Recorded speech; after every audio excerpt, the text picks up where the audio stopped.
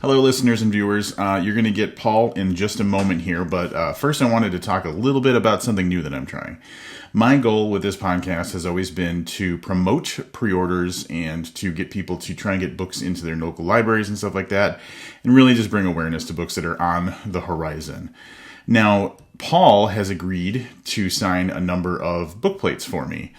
Those bookplates will be given out to the people that use my bookshop.org affiliate link to pre-order their copy of Horror Movie. So you might be asking, Rob, what is this magical link that I need to use? For anybody who's watching the video version of this on my YouTube channel, there will be information on the screen and in the show notes down below. For anybody who is listening to this as an audio podcast, I will have all the information in the show notes on my Substack website, where the post for this episode, and if you listen to it through Apple Podcasts and stuff, the show notes should have that information as well. To keep it simple, no matter what, if you go to thearcparty.com, www.thearcparty.com, and find my post for this episode with Paul Tremblay talking about Horror Movie, I will have all of the information there as well. Obviously, there's going to be a limited number of bookplates Paul signs for me, so I think I'm going to limit it to 25 this time. The first 25 people who use my bookshop link to pre-order their copy of Horror Movie, I'm just going to ask you to email rob@thearcparty.com, tell me your order number through bookshop.org, and the mailing address that you want the bookplate sent to, and I will drop one in the mail, and that's all. This is a new thing I'm trying. I just want to give people an incentive to order a book early. So there will be the people who just think, are going to get to it eventually. Maybe this will give you a little bit more incentive to order now instead of waiting until later. I'd love to hear any feedback you have on this idea. I think it's nice. I would love to get, a free thing when I do something. So hopefully this is something that works for you. And I will be asking my future guests to do that as well. If they want to do that, I'll do the same thing. I'll do a number of signed book plates, and then anybody who pre-orders through my bookshop.org link will get one sent to them. All right, on with the show. So Horror Movie is a riff on a cursed movie sort of, or trope. So in 1993, these 20-somethings made an independent art house disturbing horror movie that never made it to air because something happened on set. And now 30 years later, the lone sort of surviving member of that cast of the movie. It was a very small cast, and people are now old, so it's not necessarily everyone died anyway on set. And he's only referred to his character name as the Thin Kid, and he's really narrating the story about what had happened on set, his experiences with trying to reboot the film, and as you read the mystery of what happened on set and sort of how that sort of mystery lingers is exposed. Yeah, with horror and things. All right, Paul. So I was in preparation for doing this podcast with you. Thank you, first of all, for joining me. Oh, my pleasure. I was kind of listening back to, in my mind, I had it that the last time we talked was for Growing Things. And then I realized we also talked about Survivor Song. But then I realized, oh, man, it's been since Survivor Song. Oh. And a lot of stuff has happened since then. So in my life, I left my job of 10 years. I left my podcast of 10 years. Yeah. Got cancer, beat cancer. Podcast with Lit Reactor, stopped doing that. And now I'm doing this thing. So, and then there was a whole pandemic, which we got to touch on at the very beginning of. Right. Survivor Song was right around that time when it was just starting. Mm-hmm.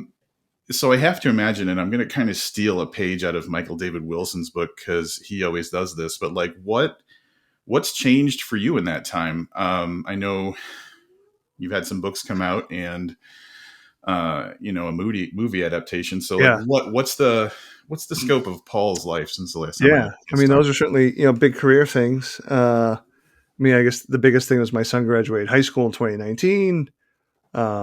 Went off to college. My daughter is a freshman at college now. So, kid wise, like having kids sort of move in and out of the house has been, a big deal. Like, you very empty nester? Well, not quite, because my son graduated last year and he's back home just to save up some money. But I think within the next 4 to 6 months, he's probably going to try to move back to LA where he went to college. So yeah, we're certainly getting close to empty nester land.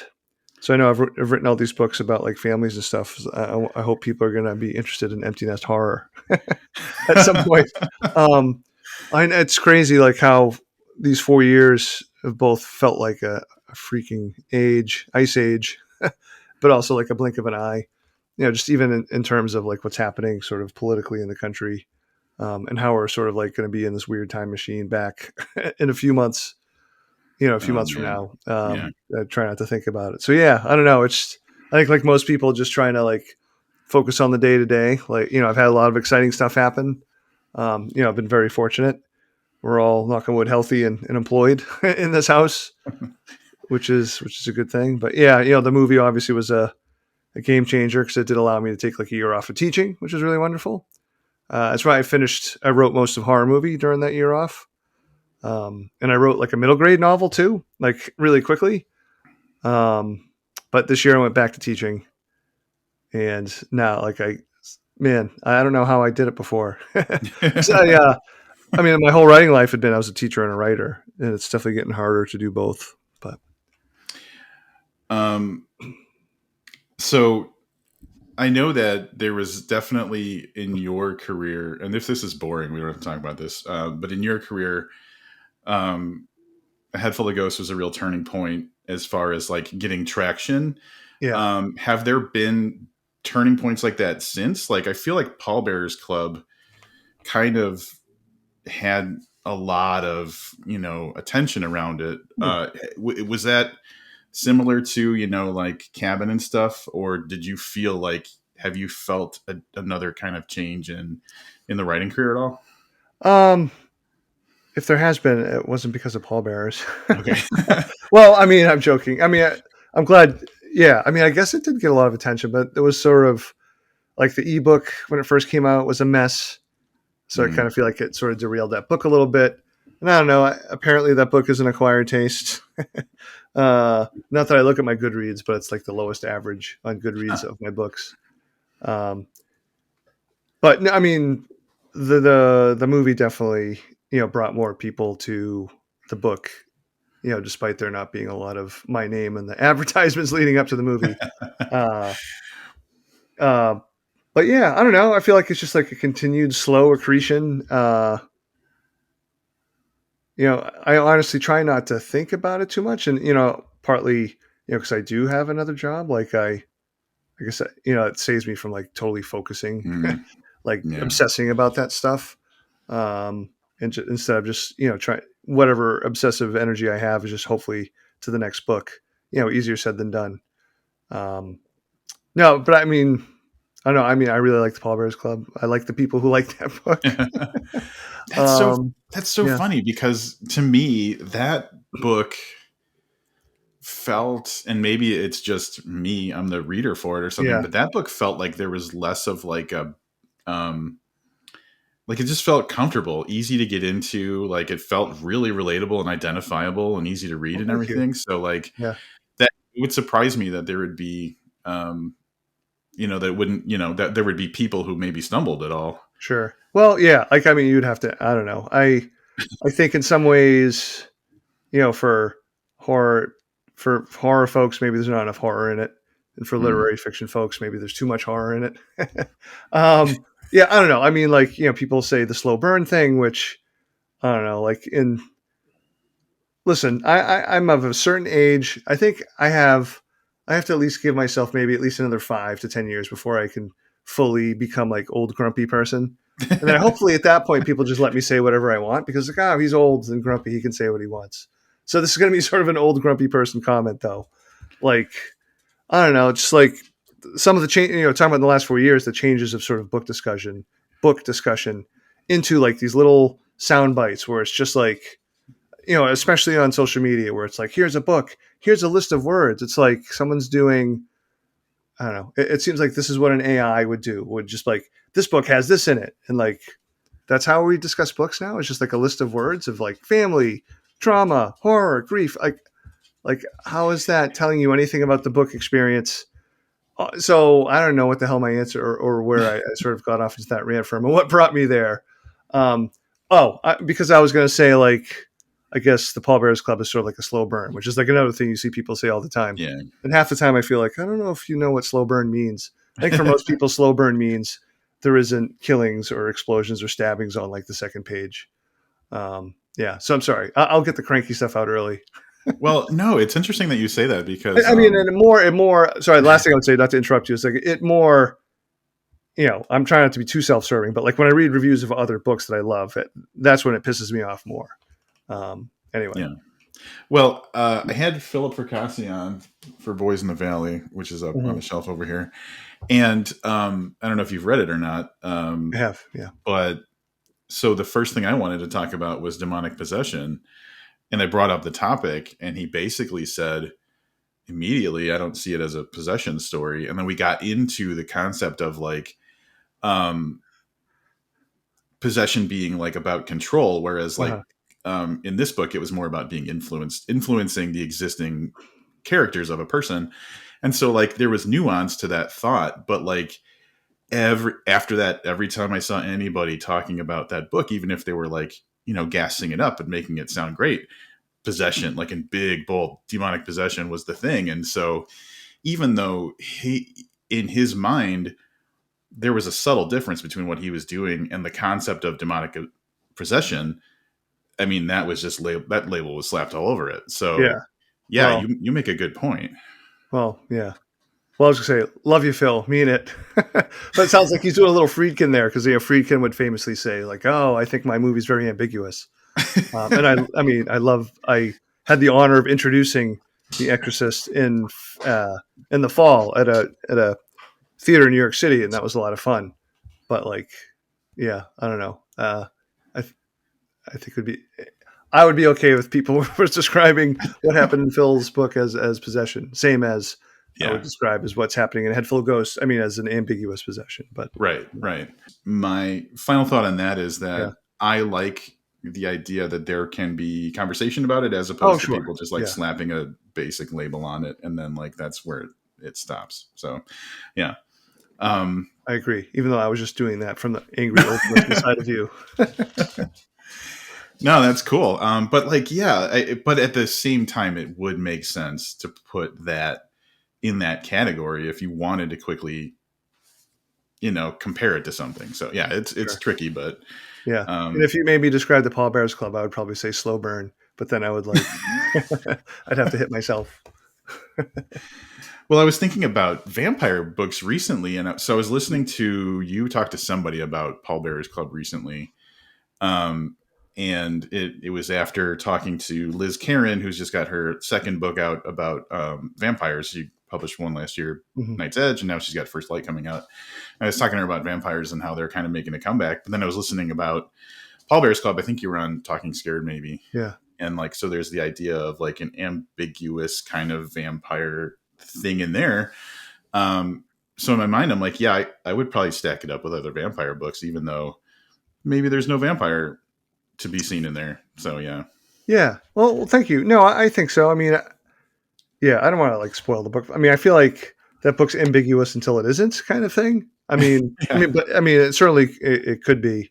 But I certainly don't blanch or blink if someone describes it as a vampire novel. And for years and years, John Langan was like, "Where's your vampire novel? Write me a vampire novel."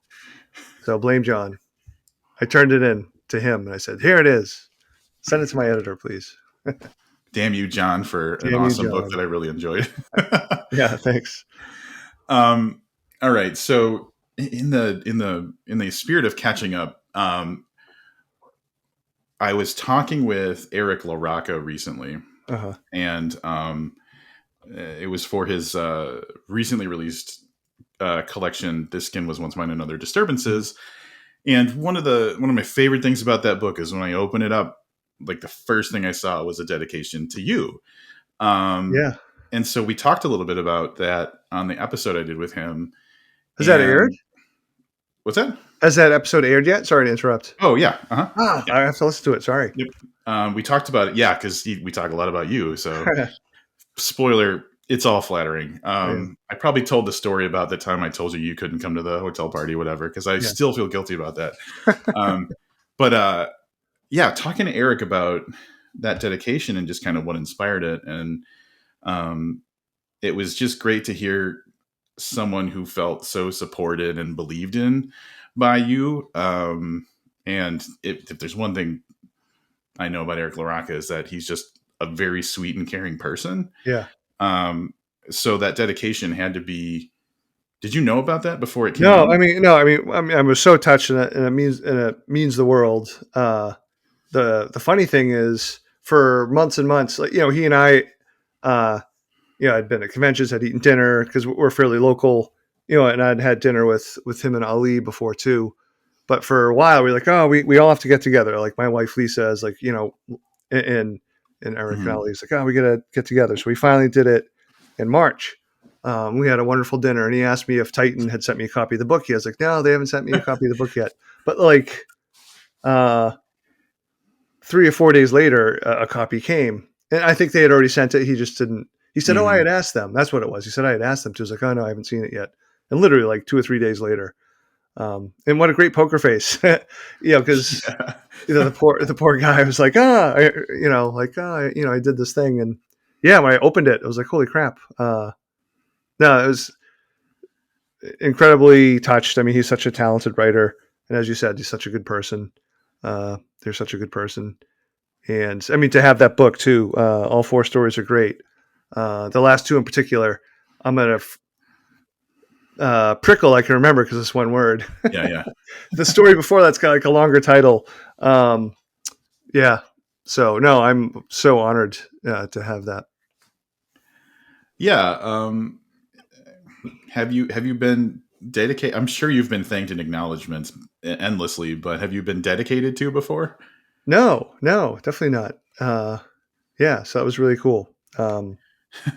Very cool. Anybody out there who's listening who's thinking I don't have anybody to dedicate my book to, you can just jump on the Paul Tremblay bandwagon. I know. I Um, like. Well, I dedicate just about all my books to Cole, Lisa, or Lisa, Cole, and Emma. So I feel like it's kind of hard to. I haven't yeah. broken out of that mold. Some of it's superstitious. Although with horror movie, there's an extra dedication to the memory of Peter Straub. Um, Yeah. sorry, I just brought us down. No, no, Yeah, that's no, I wanted to talk about Eric's dedication because I just thought because I didn't expect it. you didn't expect it. And and I didn't expect it it. was Yeah, just cool to see, but it makes me think about like the community in general. And like I was talking to Brian Keene a long time ago, and he yeah, was talking about how he's got kind of this concept of like generational mentorship and stuff in the horror community. And he takes it very seriously, it yeah. seems. And like the idea that Oh, for sure. someone has to be around to help these new people kind of like get on their feet and know what to do, and like all that kind of stuff. And I think that I don't know if you were doing it on purpose, but probably like you've been around longer than some of the newer names and stuff. So Yeah, probably like your support and stuff maybe was doing that type of thing without you're necessarily meaning like intent, like yeah, going yeah, into that format, but you're still doing that by encouraging people and that kind of thing. yeah. No, I mean, like I said, it's a incredibly nice. It's weird to think of yourself, and I guess now I'm speaking about myself in the second person, to be in that kind of position because, like, in some ways, we just talked about 2020 feels like a blink. I mean, A Head Yeah. Full of Ghosts came out in 2015. Um, it doesn't really seem all that long ago. I mean, I appreciate being thought of as someone who's been around. I mean, because I have like I had some books before 2015 that sold in the triple digits kind of thing. But I was certainly around, was doing stuff before A Head Full of Ghosts. Yeah. So I don't know. It's hard, I guess, to put into words and contextualize other than saying I'm very, very touched that my friend Eric, dedicated the book to me. It means the world. Well, in the course of talking to him and talking about you, I think I was talking about like like memories of knowing you came up and everything, and I mentioned swallowing a donkey's eye, which he had not been familiar with, and so I sent him like like a photo of the cover so he could see it. Yeah. He's like, "Oh, I'll have to check this out." But in pulling that off the shelf and looking at it, I noticed that. So I suffered from like one of the bad things about being a reviewer and getting electronic like Right. arts is that sometimes I never got the actual physical book, so I didn't have a copy of Swallowing a Donkey's Eye for a long time. And then finally, I got around to like ordering a copy somewhere because obviously it was out of print. And I just, when I was taking a picture for Eric, I opened up and I noticed that you had signed it to someone. I got a used copy somewhere, and it was Perfect. signed Yeah. to like a classmate of yours. So I'm actually going to grab it off my shelf Yeah. because Yeah. I'm going to Well, tell let's you out this person. Shame them. totally by random chance. I didn't like look for a signed copy or anything. This is Yeah. just so for anybody who's watching this, this Yeah. is It's the out of print, and they're kind of hard to find. Like, I mean, yeah. apparently, like Amazon has them listed for an insane amount of money, but Bracken McLeod from the basements of Nikon just unearthed an old box that the publisher had left over. So, Oh wow. so now I have a bunch. I have, you know, not a million copies, but some copies, which is good. Well, I'll read. I'll read to you. Your inscription is to Joe, fellow PC alum. Keep writing. Joe. Okay. No idea. Well, So whoever I'm it a fellow was. PC alum, so that's not necessarily a classmate. Like I think I would have Oh, okay. that. Yeah. So Well, Joe either way, must not have been a fan. Sorry, Joe. we don't Also, know. like, you know, you don't have to keep books forever. I mean, you think you signed a book for somebody. Yeah. That's But, just random and funny. yeah. If I were, I'm not saying I do, but if I were ever to get rid of a signed book, I'd be paranoid about someone seeing my name in it. So I would tear that page out. There you Just go. saying. That's yeah. That happened once with so taking a trip in the way back, and I promise people that are listening, we're actually going to Yeah. talk about the book horror movie Yeah. eventually. But like we published, my podcast published the book Mhm. anthology like in 2013 maybe, and which has your story, scenes from the City of Garbage and the City of Yeah. Clay, which still love that story. Well, thank you. But at some point, one of our listeners who lived in Australia had contacted us and said, "Hey, I got this copy. I bought it online, used somewhere, and it's signed to someone." And he sent a picture of it, and it was like to my like best friend growing up, like his mom. Uh, And I was like, "What the fuck, dude? Your mom like got yeah. rid of the copy that I gave her? She like sold it." So anyway, You gotta rip that page out, man. she You could know, have ripped that page out. it can come back to you. Take everybody listening, take a page out of that book and Yeah. take a page out of the book. All right, so that's Eric. That's talking about swallowing a donkey's eye, which I just thought was like so random and weird. That's But fine. let's talk about fandom a little bit, Okay. because something I've noticed in the last couple of years is that there's been some, at least people that I've noticed online, that have become like very vocal super fans of authors that I know and that I love reading. And so Greg Green is a huge fan of Stephen Graham Jones. Yep. But you've got a pretty stratospheric kind of fan of your own, in he known online as, I guess, just Book Monster, but Book it's Monster. George. Yep. George. Yep. And I love that. I just love that. I don't know how if it feels strange that someone is so focused on your work or not, but like I love the idea that someone out there is so into an author, because first of all, I love the enthusiasm and I love, just seeing that, but there's like an archival kind of historical like approach to it that I think about too, because Right. like Greg Green has stuff that like, was released before Stephen Graham Jones was even like had a novel out, that is super rare. And there's a chance that if nobody were to go that deep, then it would just kind of be lost from memory or whatever. So That's a great point. Yeah. On top of just it being great that someone's that enthusiastic, I think that there's kind of a historical kind of approach to it too. So I don't even think there's a question there. I just love that. Yeah. No, I mean, I that's totally true. It's funny. I used to, not like myself, but I used to think, writers, they used to save their, libraries are full with like older writers' letters and stuff, and for, the century and even the latter half of or at the end of the 1900s, that's just not going to be a thing. Like these Yeah. correspondences, unless people are going to save emails and print them, that's not quite the same. You know, Right. because I love like there's a collection of letters that Raymond Chandler wrote that that was like a really cool book for me to read and sort of important when I was getting ready to write the Little Sleep. Those sort of here's the author in their own sort of like voice, and it's fun to like compare that voice to the actual book's voice. So Yeah. no, I mean George is somewhat local. He's a super nice guy. I've hung out with him, had a beer, had food. Uh, I'm sure he wouldn't mind me telling this anecdote, which is pretty funny because he talks about it too. But for the Pallbearers Club, the summer of 22, we did an event in the town I grew up in Beverly, which is where my mother lives. Um, you know, and she has no filter.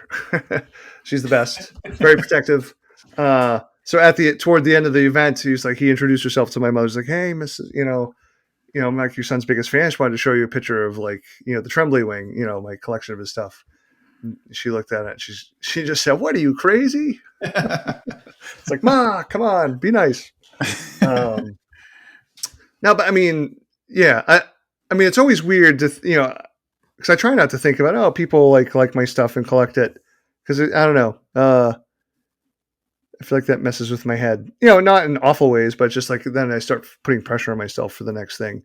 Um, Yeah, but that's a good point. I totally get the collection thing. Like, cause I'm a collector as well. I'm sitting here with 3 Godzillas. I've got a Husker Du tattoo on my arm. Um, I've got all their records. So, I mean, there's so many things that I collect and, consider myself a super fan of. So to me, Hmm. that sort of, that, that want to have all these things of something that makes you happy or you feel like you connect to. I mean, to me, that's, I totally get that. That's a part of my life as well. Yeah.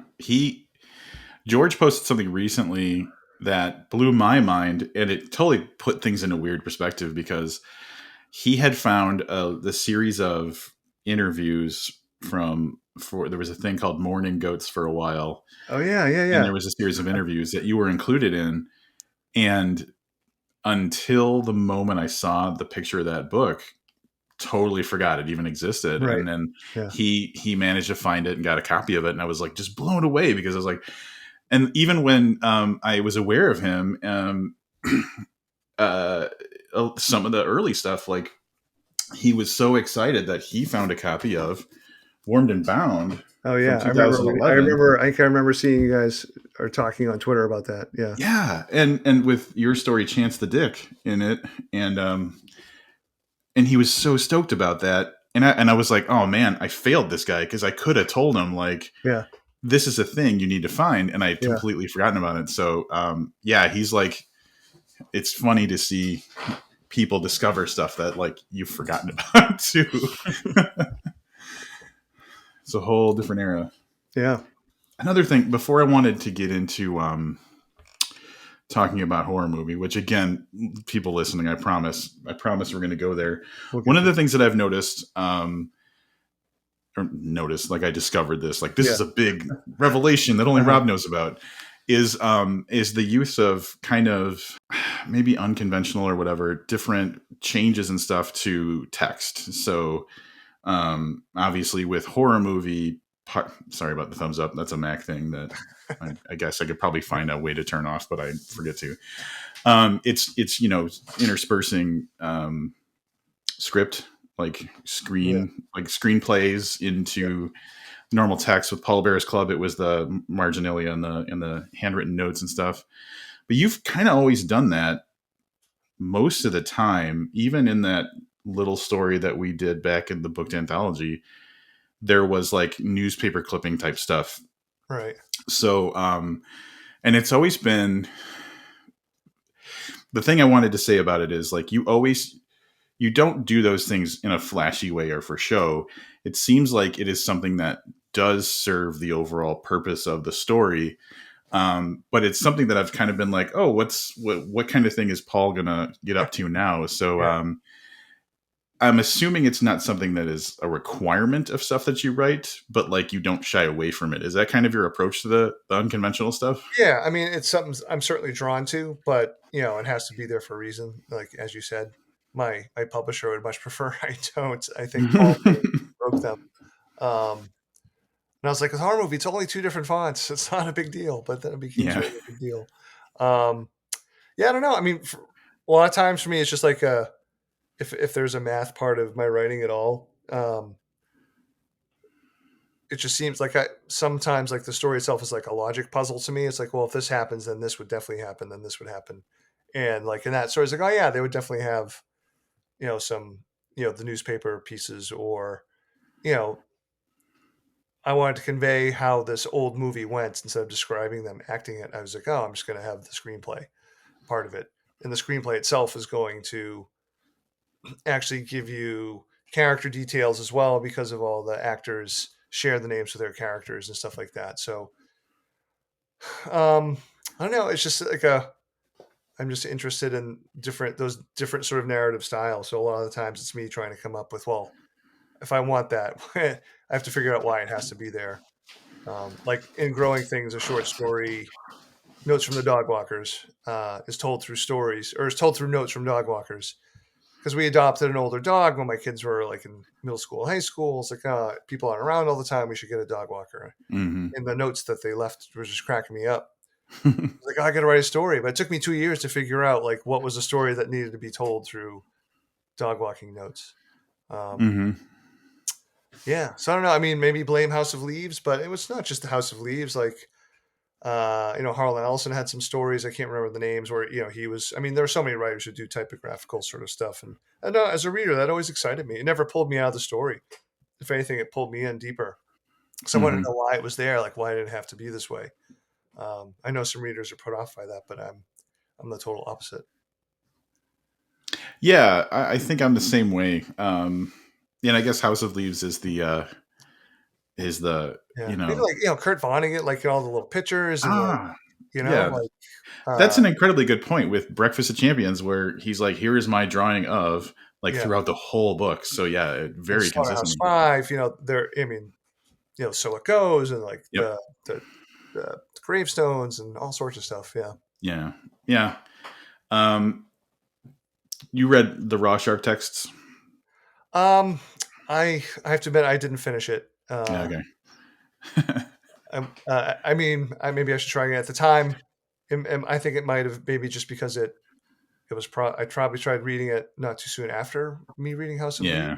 Yeah. and there House of Leaves, the technique used there felt more thematically part of what was going on, and I just didn't connect with the raw shark test. Yeah, Well, yeah, and that's a good point. And actually, now that I think about it, the thing that blew my mind, because I got to interview Mark Z. Danielewski at one point, and so I had to. There's no way I couldn't bring up the concept of his like formatting and stuff. yeah, And the thing that just blew my mind was when he said that he formats as he's writing the story. yeah, And I guess thinking about it, it would be like, well, how else would you? right. But at the time, I had imagined that he would write out the story and then figure out how to lay out the story afterwards. So like, it just totally blew my mind that that was like an element the whole way through.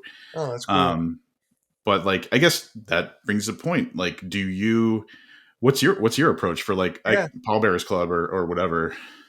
Well, so I mean, my books don't have nearly the design element as his, but like for me, the answer is the same. Like that was to me part of the fun of the pallbearers. I'd be writing, and then okay, this is where Mercy's going to intrude and have a comment. I would stop, and then work on Mercy's comment. So it wasn't like I wrote out the whole story and then filled in Mercy's.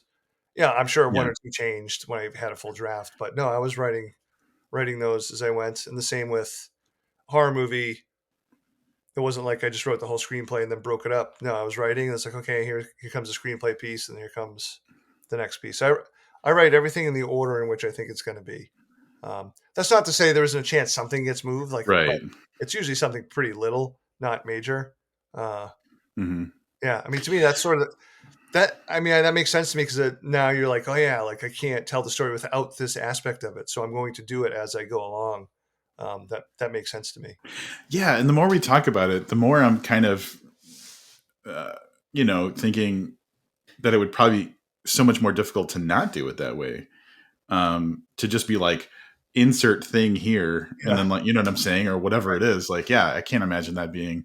So, all right, see, this is why we talk about things, so that we get a better yeah, understanding of them. that's So, cool. No, I but didn't know that about Danielewski. Yeah, yeah, well, and yeah, he had that children's book come out. Not like in 2019 or 18, Little Blue Kite, I think it was called. And so that's where we had a chance to talk to him, but talked about all of his previous works a little bit too. And that was the thing. That guy, if I don't know if you've ever talked to Danielewski or not, but like intimidatingly, like super intelligent guy, but like so nice too. yeah. So, No, I heard him on the uh, Kingcast. I think that's the only thing I've listened to that he's on. But yes, yeah, like he sounded not sounded intelligent. Was clearly very intelligent, and yeah, it was a really cool episode about Cujo, and he had all these really interesting thoughts about the story, about the book and the movie. yeah, yeah. It's obvious the guy's got a lot going on in the brain Yeah, area. So we might as well talk about horror movie, why your not? book that's coming out in June. I have notes. I have handwritten notes to Ooh, talk about, and I find myself not really talking about things in like a specific order. So okay. people will have heard you explain kind of what the general idea of the book is. I'm just going to kind of jump into some kind of general topics and stuff. And what I typically tend to do lately is just either talk about themes, like something made me feel like this was a theme of the Yeah, book, that kind of thing. Um, so one of the, and if anything gets too spoilery, obviously I can cut this out. But okay. with the whole idea being, um, this group of people are ostensibly filming a horror movie um, in an abandoned school, and so part of that is it involves this thin kid who is, when they're filming, he wears this mask and everything. And there's a thought from the Cleo character, Yeah, probably a good chunk into the book. And she says, my theory is that we're in hell. Some of us are demons, and some of us make demons because we don't know what else to do. And that line really stuck with me as far as like kind of a bigger idea of the book, because um, the general beginning of that movie that they're filming involves kind of poorly treating a yes, kid in absolutely. a kind of a ritualistic kind of way. Yeah, And so, yeah, that seemed like it was kind of a bigger theme about the book. Just the idea of like, some of us already are that way. Some of us, you know, make people that way. So mhm. am I getting on something there? And then I have a follow up about that too. Yeah. So like for me, like some of it was. So listen, I mean, this screenplay and this movie, I sort of lovingly describe as 1993, early to mid 90s art house, disturbing, pretentious horror movie. My favorite kind. So like within the screenplay, there's like this, deep thought kind of thing, but it does sort of like describe, what's happening with there's four teenagers, as you mentioned, Cleo, Victoria, not Victoria, no, Valentina. God damn it. So anyway, I'm not gonna say that part. It's nothing bad, but like Cleo and Valentina are their physicalness is based on a couple people I know. So if I slip into other people's names, those are the people, and they know that I borrowed their physicalness for the characters. Anyway, um, yeah. So those three teens, as you mentioned, not a huge spoiler, I guess, but there's some definite cruelty going on beyond high school cruelty. Um, and not a shock. Like within this movie, like the motivation of these teens is never really explained, or Hmm. um, and to me that's what's more scary. And so like if we extrapolate that out to like a horror movie or horror, why do we like horror? Like why are we? Why am I writing? Why am I putting these demons into the world? Kind of thing. I don't believe like putting bad things out in the world brings bad energy or something, but like a supernatural way. But that, I mean, that's something like we're asked all the time. Like, I mean, that's sort of assumed. I don't know if it happens to you as like, why do you read horror? Like, why do you write horror? That's sort of the assumption behind it is like, why are you reading about terrible things, or why are you bringing more terrible things into the world? Um, there's a very logical sort of answer to it, but at the same time, just that the question itself exists is, I don't know. I think it deserves to linger there for a minute or two, Yeah. if that makes any sense. I don't know. Yeah, and I guess one of the bigger points about the way that this story is told, I guess, is that Cleo wrote the script that they're using for Yeah, the movie, and so of all of the characters, there's, like you said, there's Valentina, there's Cleo, there's Carson, there's the thin kid, and then various other kind of crew and stuff. But of the four kind of core characters, we see from the thin kid's perspective a lot, but yeah, then secondarily, we really see the world through like what Cleo wrote in that yeah. script. And so, yeah, when that quote, I think, hit me because it kind of solidified some of the things I was feeling about the way the script was written. Like, why are they going through this? And so, Yeah, like, this is like middle through the book or something that quote hits, and it was like, oh, okay, I think I'm getting an idea of at least what Cleo thinks about all of this. So, right. um, Cleo is I don't know if you had any response, but I was going to go on to another Cleo thing. Yeah, no. I mean, Um, I mean, thank you. I'm honored that you sort of stuck on that line, and also like very close to that line. I think she references Peter Straub's Coco, and a line about making demons too. Um, so that part of the book, I was definitely thinking about Peter's work a lot. yeah, yeah, which I shamefully have never read any Peter Straub, and it's one of those things now where it's like I know I have to work it in, and like Yeah, with all the other, there's so many just piles of books in the world, so like I no, know I may get around to Peter eventually, but I yeah. No, understand he's like, definitely making time for. I don't yeah, know if this has been officially announced, but there will be some like reprintings of his novels in the coming years that's with some awesome. cool people writing intros too.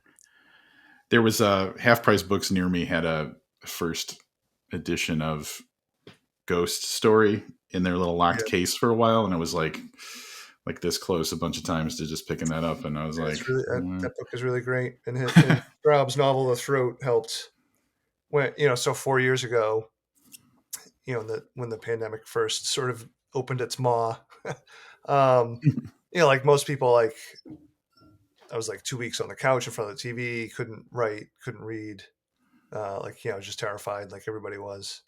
But the thing that helped bring me back to myself was rereading Peter Straub's The Throat, which is not a very comforting book in and of yeah, like in the story of itself, but it was just a reminder, like because he's such a wonderful writer on a sentence level, as well as like his brilliant stories and other aspects of writing. But like reading that book was like, oh, right, I read not only for pleasure, but or it's not really an escape. I read to be who I am. Um, so I'll always wow, be yeah. grateful for Peter for if nothing else, but for that. Well, if nothing else, this conversation gave me you saying I read to be who I am, and I don't think anything is going to top that. Well, we'll Uh, see, but that's beautiful. If I were to read my first book of his, what would you I say would is say probably a Ghost good Story. yeah. Yeah. And then if you wanted to edge more towards like crime, serial killer stuff, his Blue Rose trilogy, or and it's not like a trilogy in the classic sense. It's more like a cycle of three novels. Mm, Coco is the first, then Mystery, and then The Throat. And you could read either one of any of those out of order. You don't have to have read all three, but anyway. nice. Yeah, that's it's definitely one of those names. But I've gotten to the point in my life where I just kind of forgive myself for not having read everybody's Oh yeah, stuff. for sure. Yeah, So it's my old man stopping caring about stuff a little bit. yeah. No, and selfishly, I want the row of books behind you on the top there to keep growing on your shelf. Oh, So yes. You can put off a Absolutely. few other writers for my books if you'd like. That's fine. One of my favorite, so if I get arcs, I hold on to them, and I know probably a lot of people just get rid of arcs, but like for me, it's like that's the place and time that I got introduced to this book. Mm. And I have my copy of Disappearance at Devil's Rock, that the arc I got, Yeah. they were out of like the original run of arcs, and my memory, which this was a while ago, was that someone just kind of like ran one off in the office and Oh, like really? put it through that little binder thing. Yep. So it's got like a plastic front, and then Yep. like it's all printed on like printer paper or whatever. So that's my arc, is this hastily put together weirdly bound version. So Yeah. but Well, like it's got in the margins and arcs stuff, are it's got kind of like the file name and things like yeah. that. Oh, So wow. yeah. Yeah. So they just literally printed out the Word doc. Yeah. Yeah. Sorry, I talked over you. Oh, no, I was gonna say like it feels like I think we're going to be moving away from print docs. When I say we, publishing seems to be Yeah. like I feel like I've gotten a lot of those like printout ones, or just like the not a cover, just like a piece of paper with the it might be a green piece of paper, but with the title of the book or something on it. Yeah, I don't know. Yeah. That I was thinking about that too, because I love the idea of an e-arc. There's no problem with that.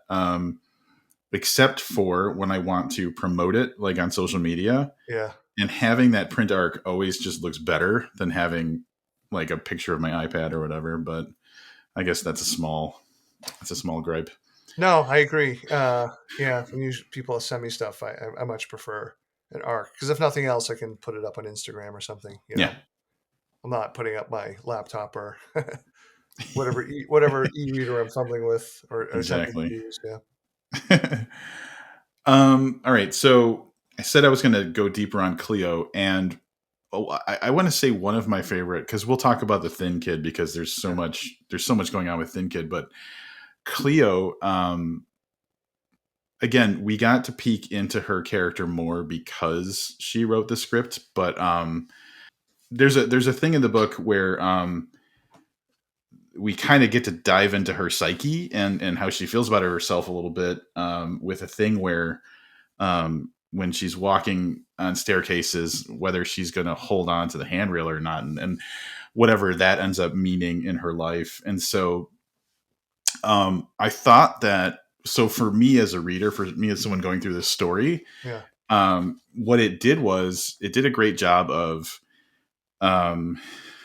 muddying the waters as far as like, why are we here? Why is this happening? What is the actual meaning behind this versus like, is this just a goofy kid, movie thing, or do darker feelings kind of Right. invade this situation? So it really added to the atmosphere of what happened and why, who was responsible for this and stuff. So I thought that just the little glimpses of Cleo and maybe some of her darker thoughts, I thought was good. Yeah. Well, thank you. I really appreciate that. Yeah. As you said, I mean, that's really smart. Like, I mean, you're reading this in the screenplay. So wait a minute, like how much do we separate the writer from what they're writing? I mean, I think that's, the question for so many writers. And, and I know some writers who get upset when people sort of try to psychoanalyze their stuff, which, yeah, I agree too. Like you aren't what you are writing, but also you kind of are. Like people talk about all the time, like Yeah. how much of yourself you put into a book. So, but for the purposes of this novel, though, yeah, you feel like, oh, you're reading the screenplay and you're getting these characters, but like, oh, wait a minute, this is a screenplay. How much is this the real them or not the real them? How much is this the real Cleo? And there's a point later in the book, and again, not a huge spoiler, where the Thin Kid and Cleo have a real life conversation, at least from the Thin Kid's memory, sort of addressing that. He sort of asks her point blank about that, which I don't know. I thought that was an important scene to write, I think, before like all the before the big finale, so to speak. And referencing that, so I have a monitor behind my computer, and it's got all my quotes that I highlighted. One of the quotes that I highlighted was, "We can't know what he's thinking. We can't know what anyone else is thinking, even when they tell us." And I think that really kind of illustrates what you were just saying about how yeah, what we say and what we mean or what we are aren't always Right. the same thing. Yeah, I mean, I loved writing that screenplay, and and it's written as a purposefully like I don't want to say bad screenplay, but a screenplay that breaks the rules. And Yeah, Cleo is upfront with that. So I mean, for one, that gave me a lot of freedom, but two, uh, not that I'm numbering them, but but when I was writing it, I got to say like those really sort of like early to mid-20s angsty kind of things yeah, like that, and be earnest about it without feeling like it was being sentimental in any way. Like it felt real. Like, because I think as we get older, like, we may believe those things, but we don't say them out loud, or we right. or we don't write them that way. So I don't know. That was I don't know. I felt like that was a fun for me, a little time machine to go back to, how I was thinking and feeling when I was that age, in 1993. Although they're a little bit older than I am, I suppose. Well, and even so, let's talk a little bit about the format of the book because, like we I think both said, it jumps between kind of a first person perspective of the person who played the thin kid, Right. um, and then the screenplay written by Cleo of what the actual horror movie is. Yeah. And I have to imagine it probably wasn't. I'm going to say this as someone who's never written anything. Everything is probably difficult to do, but um, the jumps go between like where they are in. So it goes between him talking about what's happening in the present day, Yeah. um, the real world back then, and then the script back then, and then the real world back then and script back then kind of just follow the same timeline. So it more or less syncs up that it's Yeah. like real world and script kind of follow how they played out in the course of recording and all that kind of stuff. Right. So it paces really well. It seemed at the beginning, I'm like, how is he going to keep all this moving? But when you think about the fact that like it's all flashbacks and part is reality in quotes, part is a movie, Yeah. then it makes sense that it's gonna flow nicely. So that's the format. Yeah. What I thought was cool about that was it gave you the opportunity to kind of present something as real and then bring it into question, like when it goes Sure. between the movie and the real life Yeah. back then. Those two things, like you could reveal an idea on the one side and then either prove or disprove it on the other side. And I thought that was a cool way to kind of keep us guessing, but also kind of add or play with stakes and stuff like that too. Yeah. So I'm assuming that was kind of part of the goal, right? Yeah. Thank you. I appreciate that. Yeah. I would definitely say my poor mom. Uh, Initially, she was like, I'm reading the book. I'm confused. When is wet? I was like, pay attention to the chapter headings. It says then the Yeah. director or now the producer. And she's like, oh, my poor mom. My mom's the best. Yeah. So it's fine. I didn't outline this book like I have for a lot of my other ones. But I sort of outlined it as I went, sort of thing. I just kept notes. Like if Mhm. I don't have the notebook close by, but I would try to keep the timeline, even like look ahead and write like what chapters were. So I think I only moved like one. I think there was one chapter I wrote late, a little bit later. I just moved it up. I think it was like the first now director chapter. I moved up from where it was to more in the Yeah. beginning, but it wasn't. But to try to find like that balance and um, the sort of rhythm of the story kind of thing.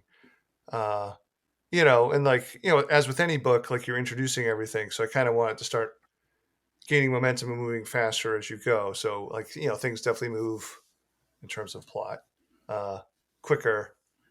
Once you get past the halfway point, then hopefully it kind of feels like momentum and everything starts clicking and fitting together. Hmm. Um, yeah, I just liked the way that because they're filming this, you're seeing his recounting the filming of it, but you're also seeing the script saying what happened in the scene. Right. For me, it made it like it made me guess, it made me wonder, like, because I know this is a horror story and like it alludes to Yeah. bad things having happened in the past, Right. and they're being revealed over time. Like, then it's making me like, it always, there was like the nagging question in my head was like, was there an accident on the set? Did someone go nuts? Like, it kept Yeah, me kind of guessing as things went on, like, how did this all end up being this kind of urban legend kind of thing that right. never came to Yeah. light? So yeah, I liked that I liked that part of the format too. Yeah, thank you. I appreciate that. Yeah, I mean, in some ways, it's a very basic idea, right? Like movies made. I mean, it's I don't think the conceit is all that groundbreaking, but hopefully, what makes it, if it feels original, hopefully, what makes it feel that way is, I don't know, sort of how it all sort of is put together. Hmm. So there's a couple of things that specifically happened that I'd like to talk about, and again, I can back off on anything. In the script, there is a scene where they go to Carson's house, and there's a couple of scenes that take place at Carson's house, and the thing I thought that was cool there was like how it was almost like a labyrinth. Like, Yeah, it's described that he's going from room to room, and it almost doesn't make sense that this is an actual place. right. And so that that is a scene that's written in the script early, but then later on that comes up, and the absolute fucking creepiest thing in the whole story for me was a scene that took place, I think, in the dining room or whatever. Yeah. Um, and just the way you played with like the timing of how things happened, and I'm just going to try and be as vague as Oh yeah, possible, yeah, was just so, because um, I was imagining it as like a movie because it's yeah, coming through in the script and everything. And so yeah, like, but the whole idea of following him through his house and the layout not making sense, and then just using that later for like an effective tension or whatever, I thought it was definitely one of my favorite parts of the book. Oh well, thank you. I appreciate that. I mean, yeah, I guess I won't say too much about it either, other than like for most of my novels, I usually have like one or two chapters or scenes that are sort of like, oh, I can't wait to write those scenes. Um, I would never skip ahead and just write that, because then I would never write all the hard mill stuff it takes to get there. But that one extended scene in the dining room toward the end was definitely like one of my carrot at the end of the stick scenes. Whether it's good or not, So but like good. I was really, I think maybe that scene was the most me, the most my weird little head. It's absolutely just the creepiest thing, and it's, you just, there's so much discomfort and everything, but it suits, I would say, that kind of like pretentious Absolutely. style that you Yeah. had mentioned earlier too, because it Yeah. pushes things probably farther than like. I would pay money to have that filmed as described somehow. I mean, I don't know how much money, but I know. Another scene that I thought was really great was, and I'm going to love doing this because like I can just talk about the script side of it and not yeah. talk about any of the reality of it. And then everything is vague. We don't know what happened in the reality part of it. But there was a scene where the thin kid um, crashes a party at a house. Yeah. And there's a scene where he jumps over a fence, and it was described in a way that um, yeah, kind of had like a monstrous thing to it, but was Yeah. still vague and stuff. And that was another really good scene. Was the exploring the idea of jumping over that fence. I Yeah. Well, thought thank was you. really Yeah. good. I had that sort of image like pretty early on, because I knew, the conceit, that, oh, this movie got made, didn't, they didn't complete it or didn't go to screen because of, what had happened. But in 2008, someone releases 3 scenes online, Yep. um, some stills in the screenplay. So, I mean, right away, I was like, okay, what scenes, like what would be, the director would want to put like probably the most, or some of the most visually arresting scenes. And, so that sort of jump was definitely one of them right away. Um, Took a while to get to that though, in the book, I mean, or in the writing of it. Yeah. It brought to mind, and admittedly, I haven't watched this in a long time, but I think the second Nightmare on Elm Street movie, Yeah. where I think even the director in my book sort of, yeah, oh yeah, like I didn't want to shoot this way because it would have looked like Nightmare yeah, on Elm Street 2 kind of thing. Yeah. Freddy crashed at a pool party kind of thing. Yeah. So yeah, that was no, I really like that scene though. Now we didn't talk about the Thin Kid yet, so we might as well talk about the Thin Kid. The Yeah, Thin Kid. So the idea is he's this dude who was approached by someone he knew um, a few years before, and they're like, "Hey, we're going to film this movie." He's not an actor. yeah, He's just some dude that this director, Valentina. Did I say that right? yep, you did. Yes, Valentina. Um, Knew, and he kind of fit the description of the thin kid in the movie, and so he Yeah, gets he fits recruited the suit on. without there being a suit, really. Yeah. Yeah, Um, and so, like, I guess the thing about the thin kid that I liked was like at the beginning of the book, he's definitely too willing to do stuff. He's more willing to do stuff than like most people should be. And to me, I was like, he was a little doormatty and everything, yeah, but I think that everybody was just so eager to work on this project. They never kind of second guessed, like, why is this kid so ready to do this weird thing that's, yeah, kind of not benefiting him in any way. So, um, yeah. Uh, yeah. I mean the doormat part. I mean, yeah. I mean, there's transformations in this book. I mean, the first chapter opens. I mean, he comes off sounding like he's 50 plus years old now, uh, talking sort of as a smartass to a producer.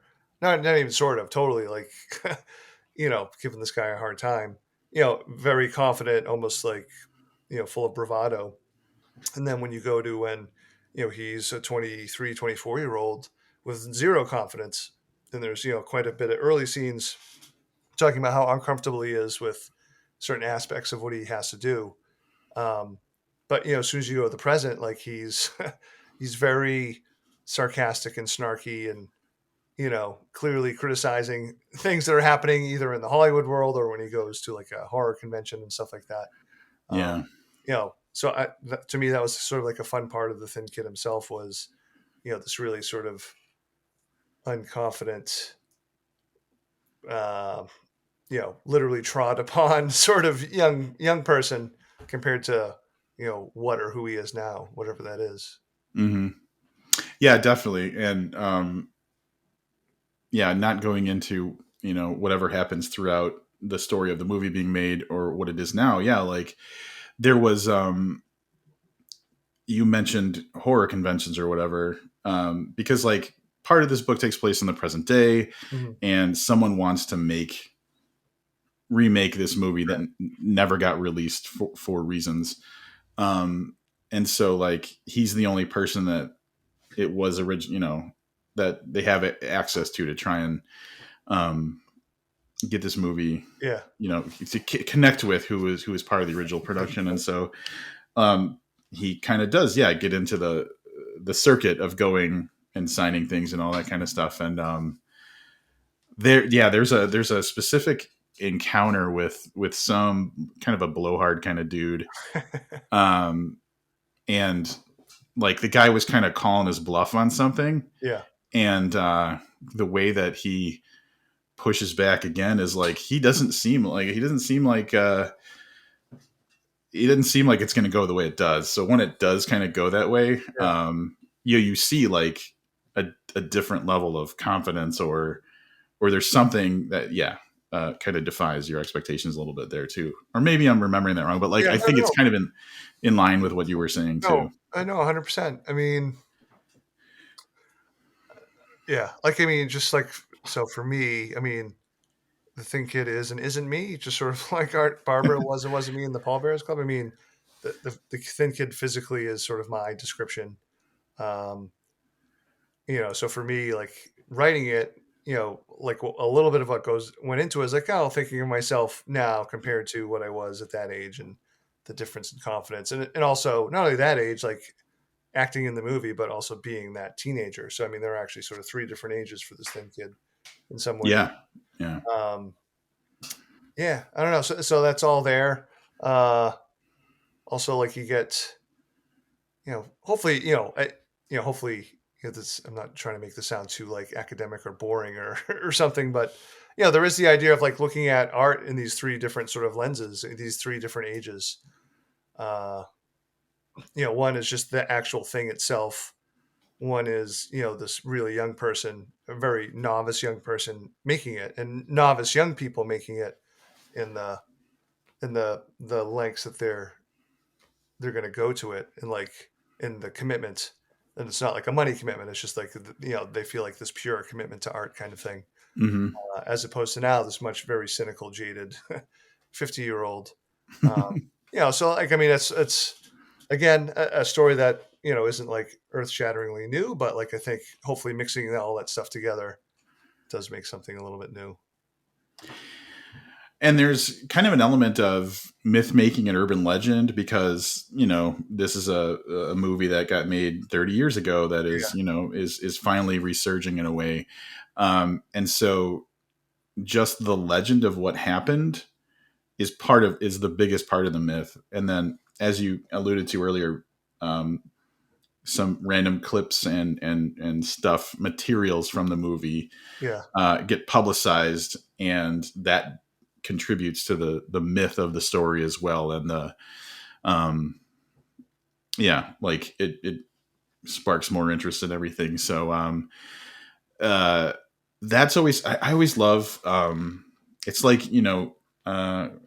when everybody's got something that was in their hometown, like, oh, did you ever hear about yeah. this thing that happened? And so I love those types of feelings where it's like the myth and the legend of something kind of becomes more interesting maybe than what it really was. But in this case, maybe there was a lot more to it than Yeah. what the myth can even reveal. So like I really liked that aspect of Thank you. stoking the interest with the stuff getting released and then seeing where it leads to. It's funny. I just the other night I did a Zoom with a former someone I graduated college with. Her daughter's in college, and she wanted to write a paper on some of my books for her Oh, myth class. And she had some really interesting and fabulously smart things to say and connections to myth. But like, so I've been thinking about that since, geez, that was yesterday or the day before. Anyway, but no, like, I mean, societies communicate through myth and story. Especially in horror. I mean, horror. I mean, if you just go to the oldest horror stories, are all warnings, right? Um, One of our modern myths are, you know, like the weird thing about now is like the multimediaization of myth. yeah, So there's the actual, in the case of this book, there's the movie. Didn't come out, but you get pieces of it. But it becomes like this, myth. It becomes this thing because of people talking about it online. I'm sure sharing memes, and actually, there's yeah, discussion about people drawing the Thin Kid and memeing it and all that stuff.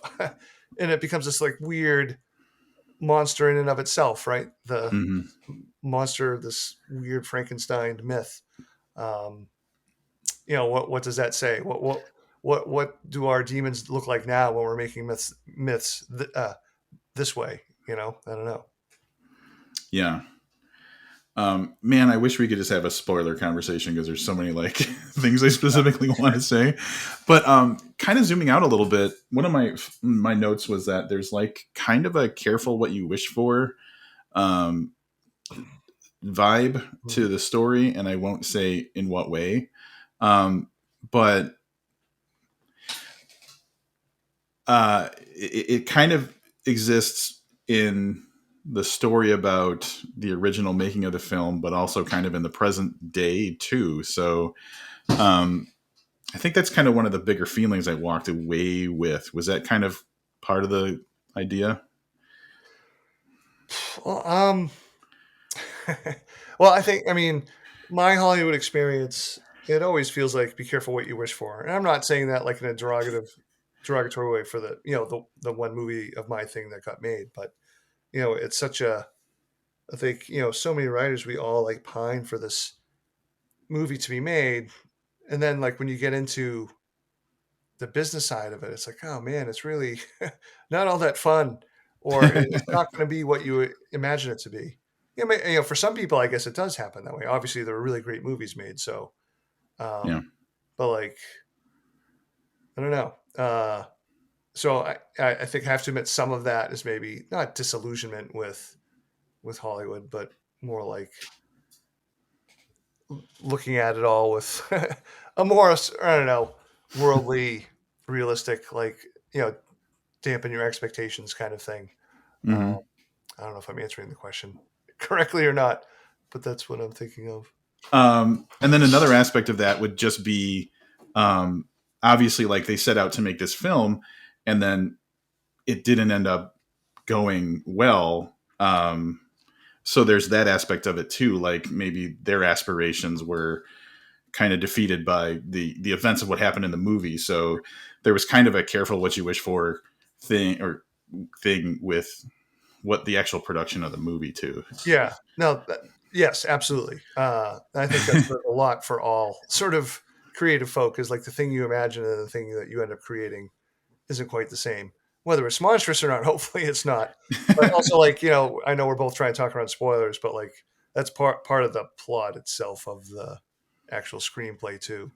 Um, uh, is sort of that, I guess, creation aspect, creation and control. Yeah, yeah. Um, so kind of zooming out and being honoring the time that we have, because like it's like we've been talking for quite a while now. Um, I think that so I think I've read all of the stuff that you've written, except for that early short story collection. Um, and so what I'm getting at here Yeah. is that um, I mentioned earlier we're talking about Paul Bearer's Club, that it was Yeah. very comfortable and easy to kind of get into and feel and everything. And I feel like this book does a similar thing. I just I don't know if there's the evolution of your writing style is just hitting me, or me as a reader, I'm just kind of like lining up more. Like there's something there, but like the style of your last couple books has just been so. It's felt very effortless and open and accessible and stuff, and but at the same time, God, there's some fucked up things that happen in this book that I can't Yes. mention. Yeah. And I don't want to, because I always get mired in talking about like the deeper themes and meanings of stuff. And I want to acknowledge, like, first of all, I acknowledge that that dining room scene was just creepy as hell. Um, a lot of stuff that happens that's the more horror aspects are some of the best examples I've read in a while. And I wish I could say what they were, but I would spoil stuff. But Well, thank you. um, we talked about all the themes and stuff like that, but like the horror part of it was just really well done. Thank you. Yeah, I mean, it's definitely a grim, disturbing book.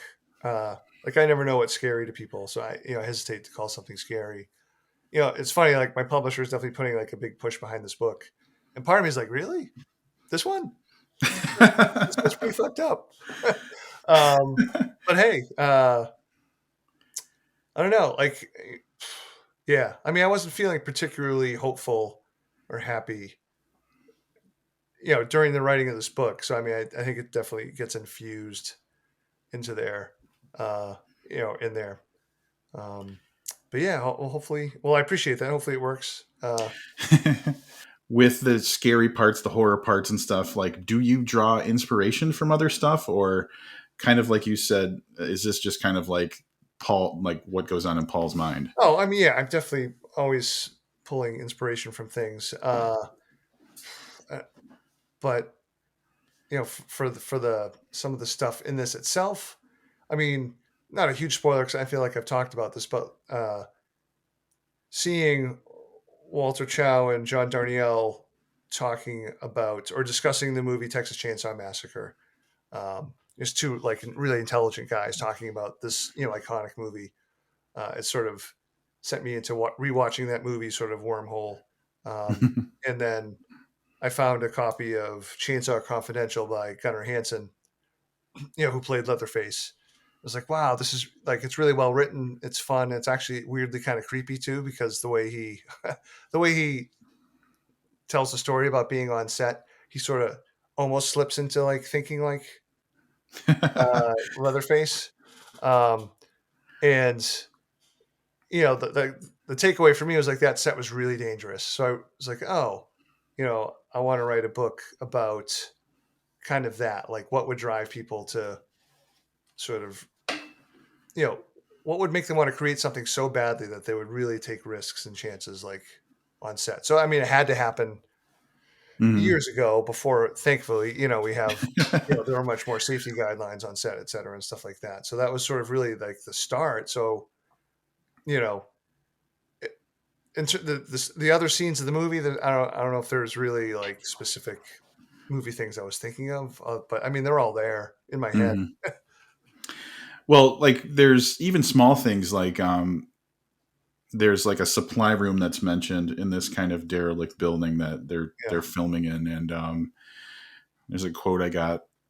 Supply room's latch clicked. The door creeped open a few inches, and I strained to get a glimpse inside, afraid I might somehow see myself in there. Like that's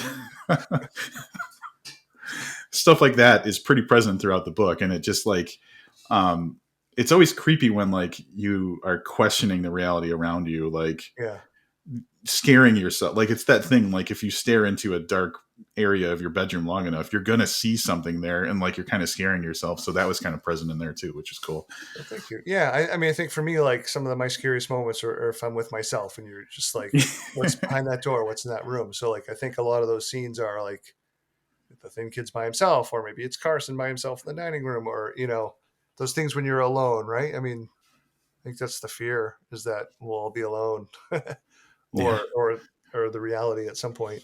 We all sort of have to face it alone ultimately.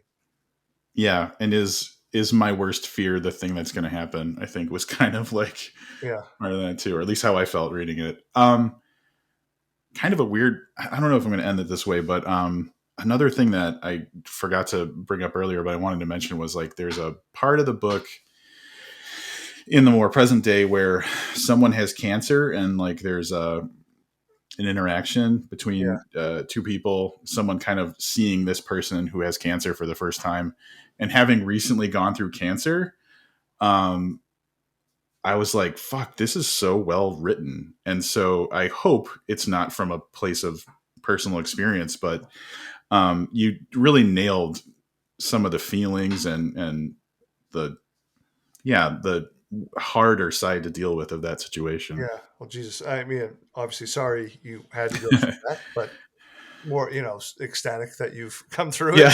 Yeah. Um, but I mean, without getting into gory detail, I think everyone has had their life touched either by loved ones or themselves in some way. So unfortunately, I mean, you get to a certain age, I think everybody has Yeah. experience with cancer in some way. So yeah, I mean, I know it was a little bit hard to write about because so many people are affected by it, but I Hmm. don't know, maybe at some point, the craven writer brain is like, just use it, because it's part of the story. I don't know. Not that story's more important than what people go through.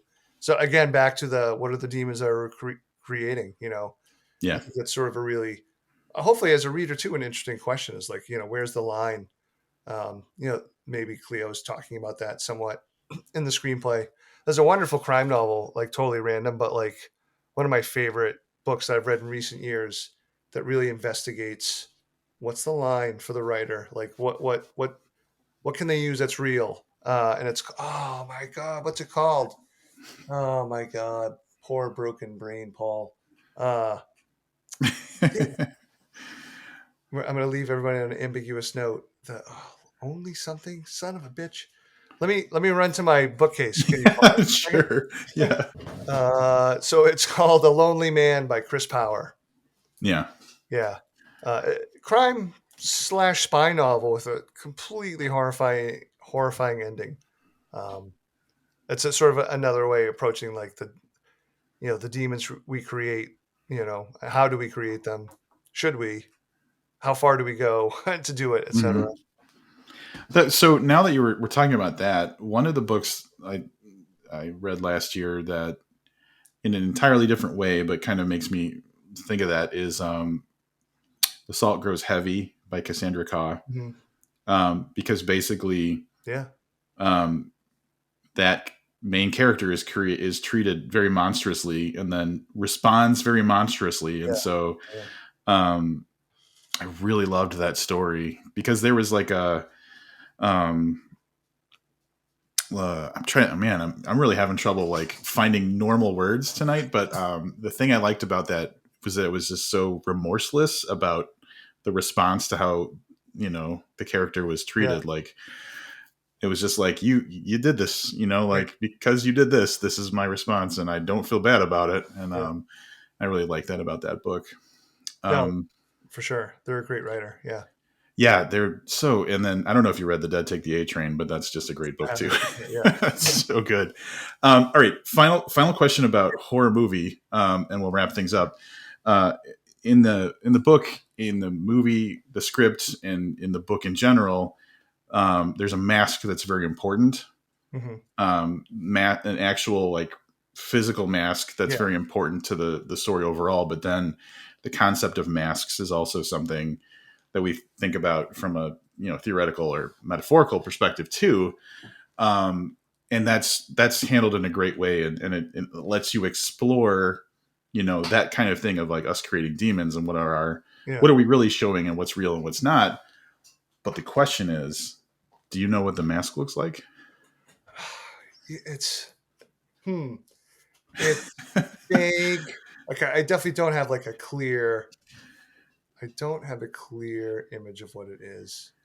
Um, Because I'd buy one, I guess is what I'm like. Stephen Graham Jones would add it to his wall of masks. So that's what yeah, made me I think know. about it. Is like that's a real fandom kind of Right. thing. Like, It's fun. I mandated, like I usually don't, to my publishers is like, when they ask me for opinions on the cover, yeah. do whatever you want, but you cannot put a mask on the cover. Oh, interesting. I don't want an artist's rendition of the mask because I don't think it'll look good for one. Um, and that was more my thing. It's like I think it would just look really cheesy to have like this sort of monstery mask on the cover. Um, I after that, I found a much smarter person, who's long since gone, but Franz Kafka, who really didn't want. Um, there was a publisher that was going to put like a bug or cockroach on his cover, and he's like, "No, like Right. this is if you Yep. put that on the cover, this is what the reader will see the whole time." And I wish I could have said that to my publishers because I wasn't explaining myself very well. Other than, no, it'd look really cheesy if you put a mask on the Hmm. cover. I'm not. I mean, just for that because I think it's so central to the story. Like for my other books, like I'm so excited. Like when if we do a limited edition, someone does like illustrations and stuff like that. I love Right. that. But yeah, the mask it was important, I think, for the story to keep it to like the person who reads it. Like hopefully there's thousands of different masks for each person who reads it. Yeah. I think I support that. I support that approach because, yeah, the thing that you think of is going to be more effectively scary for you than Yeah. what an artist could conceive of. Probably. Yeah, that's a good approach. There goes my idea of making thin kid masks, but I I'm will. sure. you mentioned the cover. I love the American cover, and I really like the Titan cover Yeah. for the UK too, where it's like it come over like a silhouette on a red cover. Um, so Ooh, props to getting good. Yeah, that's good stuff. a little comparison.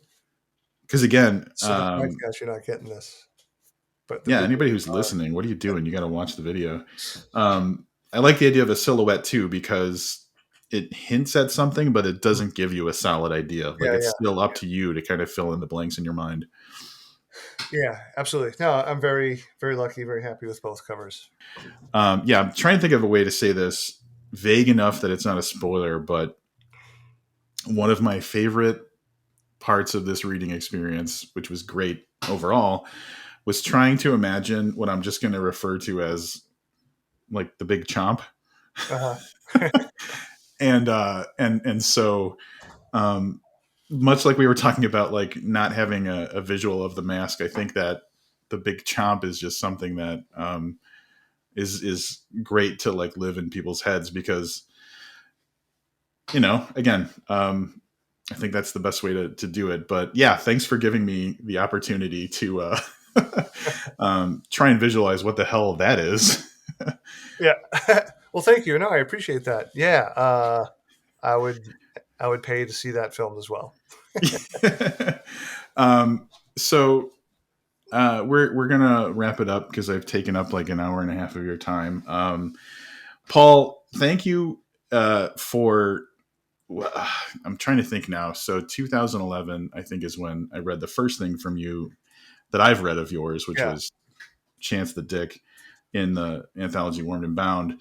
So 13 years. Thank you for 13 years and all of these books of fucking entertainment over the years, and for being just the nicest guy, and the, just being cool enough to join me and talk about this stuff. I've always appreciated your presence so greatly, and I don't know if I can express it properly, but yeah, just thank you so much for doing it all. Well, geez, no. Well, thank you, Rob, for all the years of support. It's meant the world, especially uh, you know, in what I'll call the dark years when the two crime novels didn't sell well and I was adrift in the void. Uh, so thank you. I appreciate it.